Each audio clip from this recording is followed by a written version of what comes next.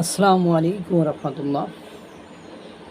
ক্ষমতা হাতে পাইলাম, মানে আশেপাশে দুর্বল লোককে পেলাম, চাপে পড়ে কটা চাপ দিয়ে দিলাম, কিল ঘুষি মেরে দিলাম বা ইচ্ছা মতো সাইজ করে দিলাম। কিন্তু কথা হলো, পরবর্তীতে এটার ফল কি হবে এটা ভাবলাম না। এরকম একটা অবস্থার মধ্যে পড়েছে, যেহেতু আওয়ামী লীগ নিয়ে কথা বলা নিষেধ, সেহেতু ব্যক্তিগত কোনো মতামত দিয়ে বিপদে পড়তে চায় না, যে যতই বলুন না কেন। এখন কথা হলো, আওয়ামী লীগ নিষিদ্ধ, বর্তমান উপদেষ্টা সরকার সাময়িক কার্যক্রম নিষিদ্ধ, নিবন্ধন বাতিল সহ অনেক কাজই করেছে।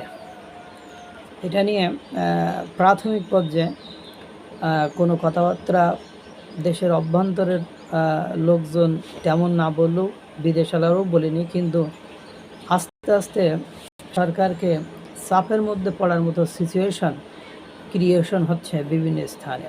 ব্যক্তিগত কোনো মতামত দিব না, দুনিয়া জুড়ে কয়েকটি দেশের পত্রিকা এবং দেশের প্রতিক্রিয়া আপনাদেরকে পড়ে শোনাবো। আমেরিকার আওয়ামী লীগ নিষিদ্ধের প্রতিক্রিয়ায় যুক্তরাষ্ট্রের স্টেট ডিপার্টমেন্ট থেকে বলছেন, আমরা বাংলাদেশে কোনো একটি নির্দিষ্ট রাজনৈতিক দলকে সমর্থন করি না। যদি তারা ডিরেক্টলি কোনো কথা বলিনি, কিন্তু পরোক্ষভাবে যেটুকু বলেছে সেটুকু বাংলাদেশে বর্তমান সরকারের পক্ষে যায়নি। আমরা একটি অবাধ ও গণতান্ত্রিক প্রক্রিয়ার পাশাপাশি সব ব্যক্তির জন্য সুষ্ঠু ও স্বচ্ছ আইনি প্রক্রিয়ার সমর্থন করি। এই যে অবাধ ও গণতান্ত্রিক প্রক্রিয়ার পাশাপাশি সব ব্যক্তির জন্য সুষ্ঠু ও স্বচ্ছ আইনি প্রক্রিয়ার সমর্থন করি। আমরা বাংলাদেশ সহ সব দেশের প্রতি আহ্বান জানাই যেন তারা মত প্রকাশের স্বাধীনতা, শান্তিপূর্ণ সমাবেশ এবং সংগঠনের অধিকারকে সম্মান জানায়। এই যে কথাগুলো আছে যে মত প্রকাশের স্বাধীনতা, শান্তিপূর্ণ সমাবেশ এবং সংগঠনের অধিকারকে সম্মান জানায়। কোনো দলকে নিষিদ্ধ করলে কিন্তু এই তিনটি কাজের কোনোটি আর থাকে না। অর্থাৎ তাদের যে সর্বোত্তম চাওয়া, তারা যেটা চায় যে মত প্রকাশের স্বাধীনতা, এখন কি আওয়ামী লীগের আছে? আওয়ামী লীগ কি কোনো শান্তিপূর্ণ সমাবেশ করতে পারছে? এবং সংগঠনের অধিকারকে কি সম্মান জানানো হচ্ছে না। তার মানে আওয়ামী লীগ আমেরিকার যে মতামত দিয়েছে, তাতে করে এটা ক্লিয়ার হলো যে আওয়ামী লীগ নিষিদ্ধ করায় একটা দল, একটা মত, একটা সংগঠনের স্বাধীনতা, শান্তিপূর্ণ সমাবেশ, এগুলো থেকে একটা বড় অংশের জনগণকে বঞ্চিত করা হলো। পাশাপাশি আপনারা জানেন, আমাদের প্রতিবেশী দেশ ভারত প্যাসিফিক ওশানে অর্থাৎ দক্ষিণ এশীয় মহাদেশে অন্যতম শক্তিধর দেশ এবং আমেরিকার দুধভাত সম্পর্কের লোক। আমেরিকা অনেকটা দক্ষিণ এশীয় অঞ্চলকে ভারতের চোখেই দেখে। সেই ভারত উদ্বেগ প্রকাশ করবে, এটা সকলের জানা কথা এবং এটা করেছে। তারা কি বলেছে যে ভারতের ওনারা কি বলেছেন যে কোনো উপযুক্ত পদ্ধতি অনুসরণ না করে আওয়ামী লীগের উপর নিষেধাজ্ঞা আরোপ একটি উদ্বেগজনক ঘটনা। বাংলাদেশ যেভাবে গণতান্ত্রিক স্বাধীনতা খর্ব করা হচ্ছে, তাতে রাজনৈতিক পরিসর সংকুচিত হয়ে আসছে। তাতে একটি গণতান্ত্রিক দেশ হিসাবে ভারত স্বাভাবিকভাবে উদ্বেগ জানাচ্ছে।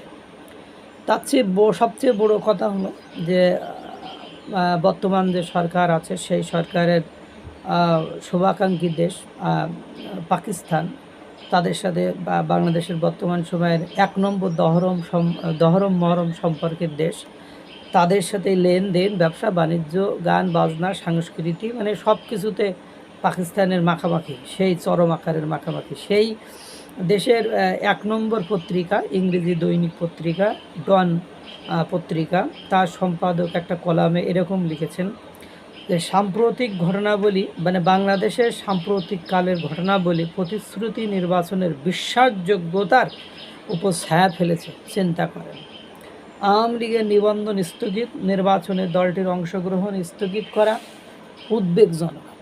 সাবেক প্রধানমন্ত্রী শেখ হাসিনা ও তার দলের বিরুদ্ধে অভিযোগ কতটা গুরুতর সেটা কোনো ব্যাপার নয়, কিন্তু বিশ্বাসযোগ্য নির্বাচন অংশগ্রহণমূলক হওয়ার দাবি রাখি।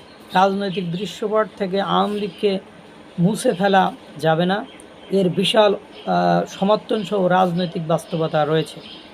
দলটিকে নিষিদ্ধ করায় বাংলাদেশে ভঙ্গুর গণতন্ত্র অস্থিতিশীলতার ঝুঁকিতে থাকে এবং এর ভোটারদের একটি বড় অংশ ভোটাধিকার বঞ্চিত হওয়ার ঝুঁকিতে থাকে।